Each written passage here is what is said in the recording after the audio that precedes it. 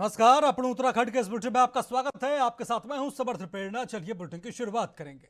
लोकसभा चुनाव का बिगुल बजने के साथ ही उत्तराखंड में राजनीतिक दलों की धड़कनें बढ़ गई हैं।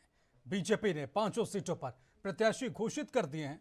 वहीं कांग्रेस ने अभी तक 3 सीटों पर ही प्रत्याशी मैदान में उतारे हैं। बीजेपी विधायक डॉक्टर मोहन सिंह बिष्ट ने कहा कि भाजपा को फिर से पूर्ण बहुमत मिलने जा रहा है। कांग्रेस को अपनी हार का डर सताने लगा है, जिससे कोई भी कांग्रेस का टिकट लेने को तैयार नहीं है। उधर कांग्रेस के वरिष्ठ नेता हरेंद्र बोरा ने कहा कि कांग्रेस ने अपने 3 मजबूत प्रत्याशियों को चुनाव में उतारा है। जल्द ही बाकी 2 सीटों पर भी प्रत्याशियों का ऐलान हो जाएगा।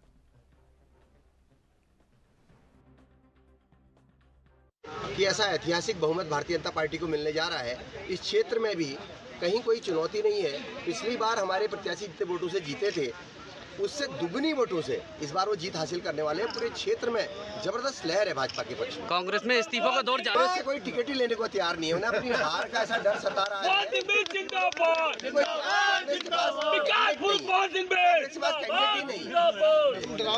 पार्टी के लोग कह रहे हैं कि अभी तक उन्होंने प्रत्याशी घोषित नहीं किए हैं, तो 5 में से 3 सीटों में हमने जो है प्रत्याशी घोषित हमारे हाईकमान ने कर दिए हैं। और तीनों ही बहुत ही अच्छे लोगों को जो पार्टी के समर्पित कार्यकर्ता थे उनको टिकट दिया गया है। और 2 सीटों में जो हमारे अभी टिकट का जो है घोषणा होनी है वो आज शाम तक शायद हो जाएगी। और बहुत ही मतलब अच्छे और जीतने वाले जो है प्रत्याशियों को जो है कांग्रेस यहाँ पर उतार रही है। जनता पार्टी का तो काम ये है कि लोगों को पैसे देके, लोगों को खरीद फरोख्त करके, आप हिमाचल में ही देख लो उन्होंने कितने विधायकों को कब से कभी उत्तराखंड में घुमा रहे हो, कभी गोवा ले जा रहे हैं, कभी कहीं ले जा रहे हैं। वो तो उनकी तो पृष्ठभूमि ही, उनका पैसे की कोई कमी नहीं है। उनकी पृष्ठभूमि ही जो है खरीद फरोख्त में विश्वास वो लोग ज़्यादा करते हैं, चाहे उनका पास जनाधार हो न हो, लेकिन वो जो है जीते हुए प्रत्याशियों को तोड़ने का काम अवश्य वो लोग करते हैं। और जहाँ तक उनके आरोप का सवाल है तो वो आरोप गलत लगा रहे हैं। देखिए अभी चुनाव में अभी जो पिछली बार इनके यहाँ से सांसद थे, केंद्रीय मंत्री रहे, आप मुझे ये बताइए कि उन्होंने यहाँ पर क्या काम किया। किसी भी क्षेत्र में वो मेरे ख्याल में घूमे नहीं होंगे। मैं तो लालगढ़ विधानसभा की जानता हूँ क्योंकि मैं यहीं घूमते रहता हूँ और मुझे मालूम है कि उन्होंने यहाँ पर कोई कार्य नहीं किया, ऐसा कार्य नहीं किया कि जिससे कि वो यहाँ पर दोबारा जीतने की स्थिति में रहें। और यहाँ पर हमारे बहुत ही मजबूत कैंडिडेट यहाँ पर आने वाले हैं और मुझे पूरा विश्वास है कि हम जो है। उत्तराखंड कांग्रेस अध्यक्ष करण माहरा ने कहा कि मुकदमों और जेल जाने के डर से ही कांग्रेस नेता पार्टी छोड़ बीजेपी में शामिल हो रहे हैं। उन्होंने कहा कि बीजेपी ने एक ऐसी वॉशिंग मशीन बनाई है जिसमें डालने के बाद जिन्हें बीजेपी दागी नेता कहती है वही साफ होकर निकलते हैं।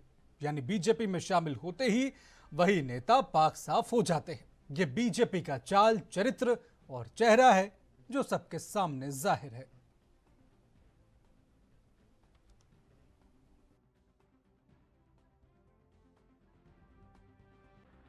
मैंने तथ्य आप सबके सामने रखे हैं।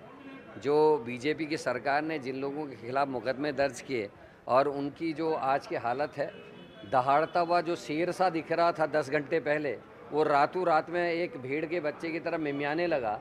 तो ये बड़ा आश्चर्यजनक चीज़ मेरे को आज देखने में अपने जीवन में मिली है कि दिन में आदमी दहाड़ रहा है और रातों रात वो मिमियाने लगा हो। तो ये बीजेपी कर सकती है। उनकी वॉशिंग मशीन का ऐसा कमाल है। मोदी जी ने एक ऐसा वॉशिंग पाउडर बनाया और एक ऐसी मशीन बनाई है कि मुकदमे दर्ज करो और मुकदमे के बाद वो लोग जब उनकी वॉशिंग मशीन में घुस जाएं और मोदी जी का वॉशिंग पाउडर उसमें पड़ जाता है तो क्लियर बाहर निकलता है। अब देखना है कि जिनके ऊपर उत्तराखंड की बीजेपी सरकार ने मुकदमे दर्ज किए हैं या ईडी की जांच जिन पर बैठी है, वो वॉशिंग मशीन में जाने के बाद क्लियर निकलते हैं या वो दोषी निकलते हैं। राजेंद्र भंडारी के बीजेपी ज्वाइन करने पर कांग्रेस प्रदेश उपाध्यक्ष मथुरा दत्त जोशी ने कहा कि राजेंद्र भंडारी की पत्नी जो जिला पंचायत अध्यक्ष हैं, उन्हें 2 बार सस्पेंड कर दिया गया, लेकिन उन्हें कोर्ट से राहत मिल रही है। राजेंद्र भंडारी को उन्हें भी बचाना है और दूसरा बीजेपी का लालच है। यही वजह है जो उन्होंने त्यागपत्र दिया है। उन्होंने कहा कि रुद्रप्रयाग की बैठक में राजेंद्र भंडारी ने कांग्रेस के पक्ष में भाषण दिया और 24 घंटे के अंदर ही बीजेपी ज्वाइन कर ली।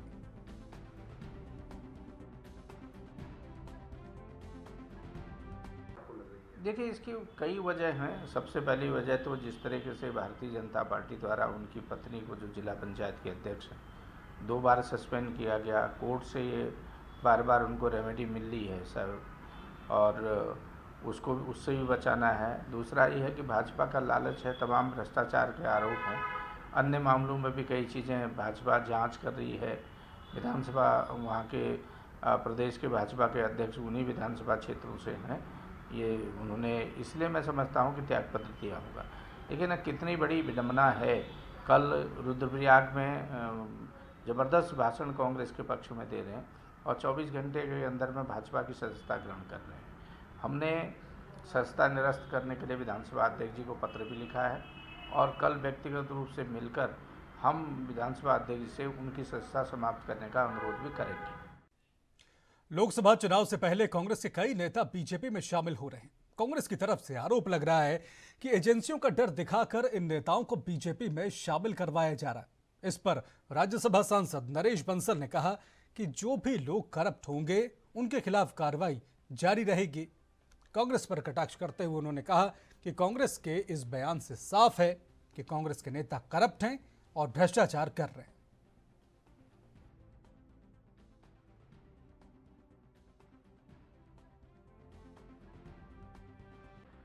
बीजेपी में लोग शामिल हो रहे हैं मोदी जी की और हमारी डबल इंजन की सरकार की नीतियों को लेकर, विकास के कार्यों को लेकर। सबका साथ, सबका विकास, सबका विश्वास, सबका प्रयास, इसको लेकर हो रहे हैं।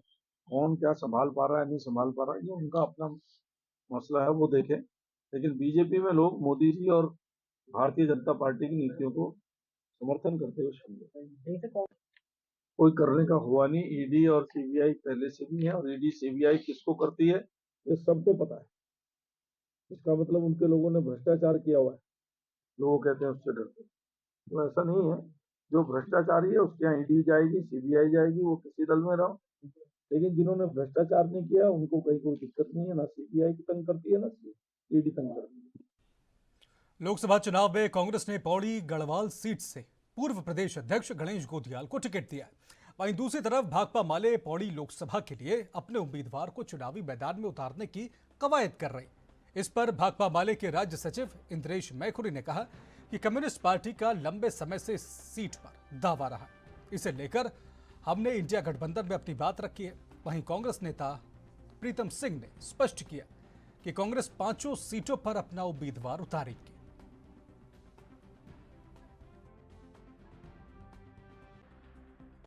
देखिए, इंडिया गठबंधन के तहत हम लोग हैं। पूरे देश में ही हमारी पार्टी सीपीआईएमएल भी, कांग्रेस भी और तमाम पार्टियों का व्यापक मोर्चा है। और इस मोर्चे का मकसद इस देश के भीतर जो एक सांप्रदायिक फासिस्ट सरकार है, जो लोकतंत्र को भी, संविधान को भी बुलडोजर तले रौंद देना चाहती है, उसके खिलाफ एक मजबूत मोर्चा बने, मजबूत मोर्चाबंदी हो। 10 साल इस सरकार के, देश के लिए अच्छे दिनों वाली सरकार के प्रलयंकारी सिद्ध हुए। तो उसी के तहत हम लोगों ने इंडिया गठबंधन में ये बात कही कि क्योंकि कम्युनिस्ट पार्टी का एक लंबे समय से वहां दावा रहा है, कम्युनिस्ट पार्टी चुनाव लड़ती रही। 1952 में जब पहला चुनाव हुआ तो कॉमरेड चंद्र सिंह गढ़वाली, जो पेशावर विद्रोह के नायक थे, उन्होंने वहां से चुनाव लड़ा। तब से लेकर के उस इलाके में लगातार कम्युनिस्ट पार्टी का काम, संघर्ष रहा है। हमारी पार्टी नौजवानों के बीच में, छात्रों के बीच में, ग्रामीण गरीबों के बीच में, मजदूरों के बीच में काम करती रही है। तो इंडिया गठबंधन के दायरे में हम लोगों ने ये मांग रखी है और इसको लेकर के चर्चा होगी, इसको लेकर के बात होगी और अंततः हम सारे लोग इस देश में जो ये फासिस्ट सरकार है उसको हटाने के लिए जो कुछ भी मजबूती से करना होगा वो करें। नहीं, देखिए, मैं बड़ा स्पष्ट करना चाहता हूँ। उत्तराखंड राज्य के अंदर कांग्रेस 5 की 5 लोकसभा चुनाव पर लोकसभा पर जो चुनाव लड़ने जा रही है और जिसमें 3 पर प्रत्याशी घोषित हो गए हैं और जिस दिन 19 तारीख को सीसी की बैठक होगी उस पर भी दोनों लोकसभाओं पर भी प्रत्याशी घोषित हो जाएंगे। बीजेपी कह रही है। पौड़ी लोकसभा सीट पर कांग्रेस प्रत्याशी गणेश गोदियाल ने सोमवार को थराली में जनसंपर्क किया। पार्टी कार्यकर्ताओं ने ढोल नगाड़ों से उनका स्वागत किया। इस दौरान सभा को संबोधित करते हुए गणेश गोदियाल बीजेपी पर जमकर बरसे और महंगाई, बेरोजगारी समेत अग्निवीर भर्ती पर मोदी सरकार को घेरा।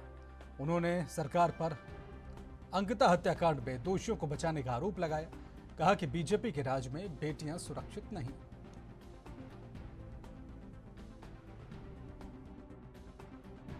अगली बार से अपने मत का अधिकार भी न कर पाए। ऐसी तानाशाही इस देश में आने वाली है। तो लोकतंत्र को मजबूत रखने के लिए, लोकतंत्र को जीवित रखने के लिए हमारा संकल्प है, मेरा संकल्प है कि मैं अंकिता भंडारी के हत्यारों को फांसी तक पहुंचाऊं। मेरा संकल्प है कि गढ़वाल की बेटियों के साथ इस फैसले में ऐसा फैसला हो कि गढ़वाल की बेटियों के साथ कोई खड़ी आंख करके न देखे, नजर नीचे उठा के देखे जो इस प्रकार के कुत्सित चेष्टाओं के लोग हैं। मेरा मकसद है कि गढ़वाल में जो हमारा ये देवाल, थराली, नारायणगढ़ ये जो क्षेत्र है, पूरा विधानसभा क्षेत्र थराली, ये शौर्य का प्रतीक माना जाता है। और शौर्य के प्रतीक के तहत हमारे हजारों लोग, लाखों लोगों ने अब तक फौज में अपना योगदान दिया। हजारों लोग प्रतिवर्ष फौज में अपना योगदान देने जाते थे, चुने जाते थे। मैं यहाँ की जनता को पूछना चाहता हूँ, आज से 25 साल बाद कोई सूबेदार साहब रिटायर आएगा? नहीं आ सकता है, क्योंकि बंद कर दिया। कहाँ से आएगा? 4 साल में हो गया। ये कांग्रेस का शासन था कि आज हमारे बहुत फक्र से कहते हैं हम कि हम हमारे भाई कोई ऑर्डिनरी कैप्टन ना रखे हैं, कोई ये साहब हैं ऑर्डिनरी कैप्टन ना रखे हैं। ये कांग्रेस का, लोग बोलते हैं कांग्रेस ने क्या किया। कांग्रेस ने, मैं दिखाना चाहता हूं कि कांग्रेस ने ये किया, ये किया। कांग्रेस ने ये किया कि जो शौर्य के काबिल है उसके शौर्य को फौज का प्लेटफॉर्म दिया। आइए अपने शौर्य को दिखाइए।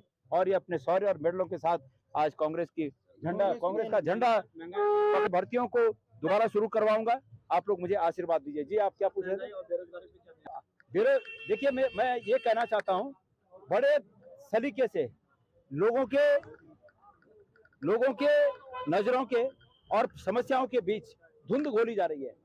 गढ़वाल समझते हैं, जब लोग नजर अगर समस्या पर जाए तो तब कोई ओढ़ा दिन और वो कोई ओढ़ के वो कोई ओढ़ी कि पैर बोले कि अच्छा दिन आने वाले सन, और वो अच्छा दिन लोग बोले सचिव दिन अच्छा दिन, और लोग वोट दे दिन। उसके बाद गोल पोस्ट शिफ्ट हो गया, और गोल पोस्ट क्या हो गया कि दूसरी बार कहा कि 2 करोड़ नौकरियां प्रतिवर्ष हम देने वाले हैं। गोल पोस्ट शिफ्ट, वो 2 करोड़ नौकरियां भी नहीं मिली। अब गोल पोस्ट फिर शिफ्ट हो गया। मेरे बेरोजगार भाइयों, अब का गोल पोस्ट है कि रामराज आने वाला है।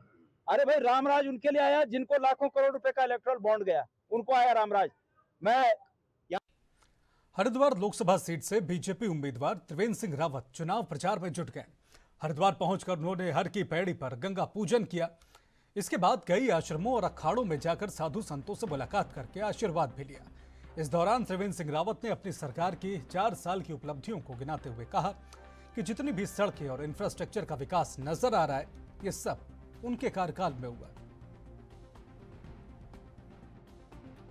हम कोई संकल्प लेते हैं तो माँ गंगा का उसमें स्मरण करते हैं, और मैं तो साक्षात माँ गंगा के तट पर हर की पैड़ी पर आकर मैंने राज्य की खुशहाली के लिए, देश की खुशहाली के लिए प्रार्थना की है।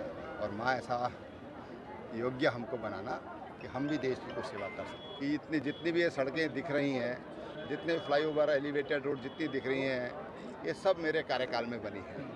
कुंभ मेरे कार्यकाल में संपन्न हुआ, और कोरोना जैसी महामारी से भी हम इस बीच जूझे और एक सफलतापूर्वक हम उसको फेस कर पाए। साथ ही स्वास्थ्य की दृष्टि हरिद्वार में एक मेडिकल कॉलेज जो लगभग फाइनल स्थिति में है, महाविद्यालय, तमाम तरह के काम यहाँ पर किए हैं। खड़गपुर विधायक हैं, वो आपके स्वागत में नहीं जुड़ रहे हैं, शायद उन्हें उतना उत्साह नहीं है जितना बाकी सब लोगों को है। अब मुझे तो ऐसा नहीं लगता। देखिए, हम भारतीय जनता पार्टी के आदमी है और हम सनातन के, देखिए जो सनातन का जो समर्थन करता है हम उसी का समर्थन करते हैं, सीधी बात है। बाकी दुनिया आप भी हमारे पास सब आते, वो बात अलग है, लेकिन समर्थन हम जो है उन्हीं का करेंगे जो राम को लाए हैं, जो सनातन को उठाए हैं, जो सनातन कुछ शिखर पे लेके आए हैं। पूरा संत समाज, भारत का जितना भी संत समाज है, उन्हीं को समर्थन करेगा। वो कौन है? माननीय प्रधानमंत्री। तो कहीं संतों ने बात रखी थी, बाकी कोई गुट नहीं, कोई कुछ नहीं है। जहाँ माननीय प्रधानमंत्री जी ने, क्योंकि देखिए माननीय प्रधानमंत्री जी ने जो है, जो हमारा सनातन है, जो सनातन परंपरा है, जो सनातन हमारा सनातन धर्म है, उसको उच्च शिखर पे लेके आए। तो इससे बड़ा और हमें क्या चाहिए? टिकट से क्या लेना? हमारा जो है, जो भी जीता वो हमारा है, और जो भी जीत। यहाँ रुक रहे छोटे से ब्रेक के लिए, जल्द लौटेंगे।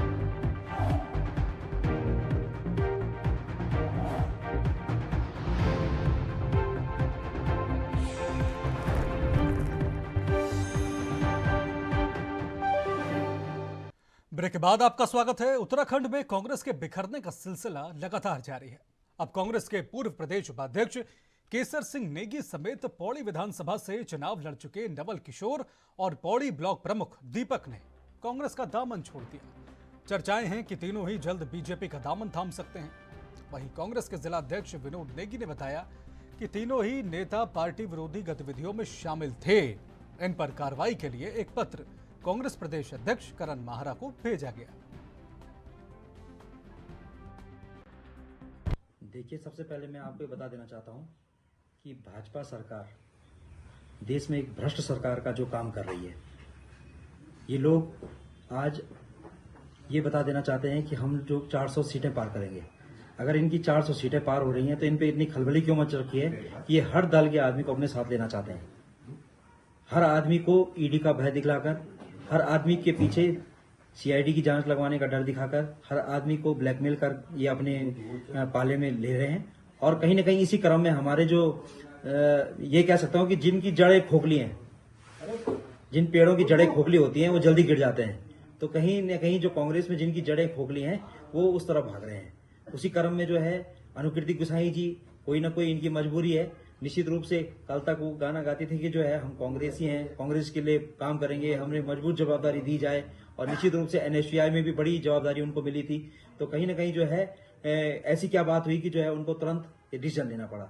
इसी क्रम में आपने यहाँ पौड़ी में भी देखा होगा कि पौड़ी में जो पूर्व चौबट्टाखाल के प्रत्याशी कांग्रेस के रहे हैं केसर सिंह नेगी जी, और उनके साथ पौड़ी विधानसभा के जो प्रत्याशी रहे हैं नवल किशोर, साथ में जो यहाँ के जो प्रमुख रहे हैं दीपक खुकसाल, ये लोग भी जो है कल एक पत्र लिख कर के जो है हम लोग जो है प्राथमिक सदस्यता से जो है यहाँ पर जो है ये त्याग पत्र दे रहे हैं। तो मैं एक बात कहना चाहता हूँ, पहले तो इनकी प्राथमिक सदस्यता यहाँ पर थी नहीं, और दूसरी बात यह है कि ये लोग चलते हैं हवा की तरफ, जहां हवा का रुख चलता है। इन लोगों को सिर्फ जो है ये व्यापार के रूप में कांग्रेस में आते हैं, न कि इन्हें राजनीति करनी है। और जब व्यापार के रूप में आएंगे तो जहां का व्यापार चलेगा वहीं फुलेगा वहीं ये लोग भागते हैं। और आज कांग्रेस ने इनको क्या नहीं दिया, आपने देखा होगा। पूर्व में कांग्रेस ने चौबट्टाखाल की बात करता हूं तो तुरंत आप कांग्रेस में आए, कांग्रेस ने आपका सम्मान किया और आपको प्रदेश उपाध्यक्ष की जवाबदारी दी। हल्द्वानी में आचार संहिता उल्लंघन का मामला सामने आया है। सिटी मजिस्ट्रेट एपी वाजपेयी ने बताया कि आचार संहिता लगते ही सभी विभागों को निर्देशित किया गया था कि अपने विभाग परिसर में लगे सरकारी विज्ञापनों को तुरंत हटाएं। लेकिन हल्द्वानी शहर के बीचों बीच बने एक हॉस्पिटल परिसर में सरकार की योजनाओं का विज्ञापन लगा हुआ था। इसकी शिकायत पर सिटी मजिस्ट्रेट ने कार्रवाई करते हुए अस्पताल प्रशासन को नोटिस जारी किया।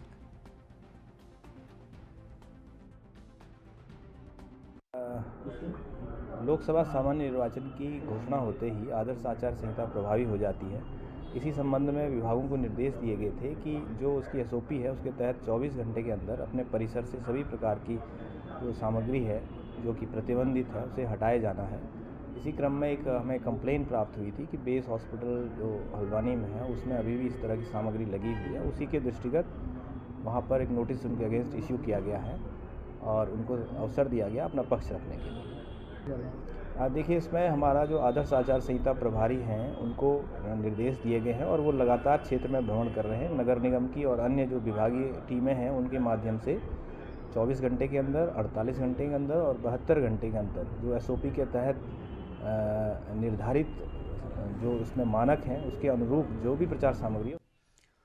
लोकसभा चुनाव और त्योहारों के सीजन को देखते हुए दिनेशपुर में सीओ और थाना अध्यक्ष ने व्यापारियों, जनप्रतिनिधियों के साथ बैठक की।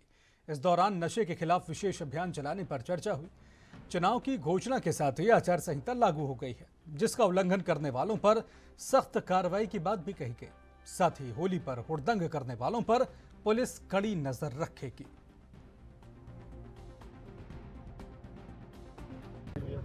देखिए, आज जो है थाना परिसर में सम्रांत व्यक्तियों व्यापारियों की मीटिंग हुई है। पुलिस के कर्मचारी और अधिकारी मौजूद थे, जिसमें यह मीटिंग में निश्चित किया गया कि होली का त्यौहार सभी लोग शांतिपूर्वक मनाएंगे। कोई भी किसी पर ज़बरदस्ती रंग नहीं डालेगा और मोटरसाइकिल तेज़ नहीं चलाएगा और प्यार से सब लोग होली खेलेंगे। और जो आप स्मैक और उसकी बात कर रहे हैं, इसमें बीच में भी कभी कार्रवाई की गई, अफीम की खेती भी पकड़ी गई, उससे पहले चरस और अफीम भी पकड़ी गई है। उस पर बहुत सख्ती की जाएगी, किसी भी कीमत पर नशेड़ियों को नहीं बख्शा जाएगा और जो व्यापार कर रहे हैं इनका उनको गिरफ्तार करके जेल भेजेंगे। सर जनता से ये अपील है कि कोई भी इसमें बेचता है या पीता है या उनका बच्चा पी रहा है या उनका बच्चा बिगड़ रहा है तो वो पुलिस को सूचित करेगी। पुलिस का नंबर है, एसओ साहब का नंबर है 94 11 11 2903, उस पर सूचित करेंगे तो फ़ौरन कार्रवाई की। सर इसके लिए जागरूक किया जाएगा, जनता को जागरूक किया जाएगा और किसी भी कीमत पर नशे का कारोबार नहीं करने दिया जाएगा। सर एफएसटी टीम लगी हुई है, एसएसटी टीम लगी हुई है, वो उतार और हमारी तरफ से जो है दिनेशपुर में पूरी तरह से झंडे और बैनर सब उतार दिए गए हैं डीओ नगर पालिका के साथ। और अगर ऐसे कोई पाया जाएगा तो लोकसभा चुनाव की आचार संहिता लगते ही अल्मोड़ा में जिला प्रशासन ने कार्रवाई शुरू कर दी है। अल्मोड़ा में लगाए गए बैनर पोस्टरों को हटाने की शुरुआत हो गई है। नगर पालिका कर्मियों ने बताया कि निर्वाचन आयोग ने जो निर्देश दिए हैं उनके आधार पर टीमें बनाई गई हैं।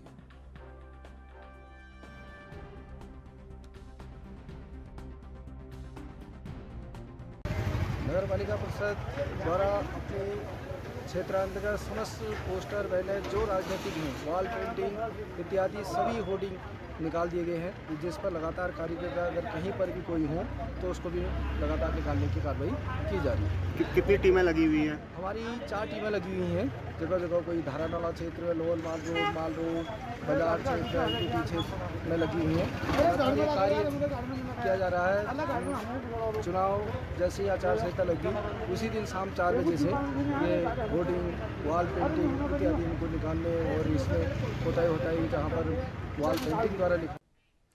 हल्द्वानी में जिला निर्वाचन अधिकारी ने आज लोकसभा निर्वाचन के लिए बनाए गए कंट्रोल रूम और एमसीएमसी का निरीक्षण किया। इस दौरान उन्होंने सभी नोडल अफसरों की बैठक ली और जरूरी दिशा निर्देश दिए।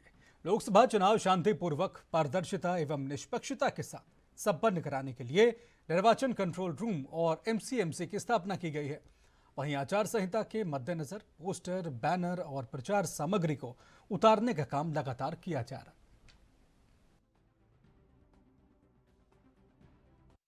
हमारी पूरी जिले में अभी हम लोगों ने इलेक्शन के जो विभिन्न कार्रवाइयों के लिए नोडल अधिकारी लगाए गए हैं उनकी एक मीटिंग ली है। वो सभी लोग अपना अपना काम कर रहे हैं। यहाँ भी सभी के ऑफिस सेटअप हो गए हैं, तो जो समस्याएं आ रही हैं या किसी प्रकार की कोई कमियां हैं उनको दूर करने का प्रयास किया जा रहा है। साथ ही विभागीय जो भी नोडल अधिकारी निर्वाचन की विभिन्न ड्यूटीज़ में लगे हैं उनको जो संसाधन उपलब्ध कराए जाने हैं उसकी व्यवस्थाओं की समीक्षा करी गई है। तो मैक्सिमम लोगों ने अपना काम आरंभ कर दिया है और सभी तैयारियां सुचारू रूप से चल रही हैं। कंट्रोल रूम क्योंकि आचार संहिता लागू होने के बाद तत्काल चालू हो जाता है, जो शिकायत निवारण से संबंधित समितियां हैं वो अपना काम करना शुरू कर देती हैं। तो इसका आज मैंने निरीक्षण किया है। यहाँ पर्याप्त मात्रा में संसाधन है और कंट्रोल रूम 24/7 फंक्शनल है। सभी ड्यूटीज़ वगैरह भी लगाई गई हैं।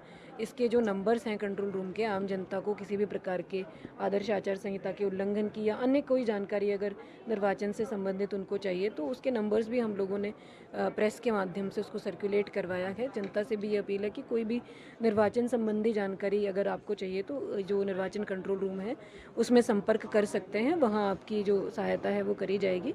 साथ ही सभी लोगों से अपील है कि मतदान के दिन सब लोग वोट डालने के लिए ज़रूर आएंगे। हमने सभी विभागों को, क्योंकि आदर्श आचार संहिता लागू होते ही सभी विभागों की परिसंपत्तियों से जो पोस्टर्स हैं, बैनर्स हैं, ये सब हटाने की प्रक्रिया शुरू हो जाती है जो प्रचार सामग्री राजनीतिक दलों द्वारा लगाई। और इसी के साथ इस बुलेटिन में फिलहाल इतना ही। नमस्कार।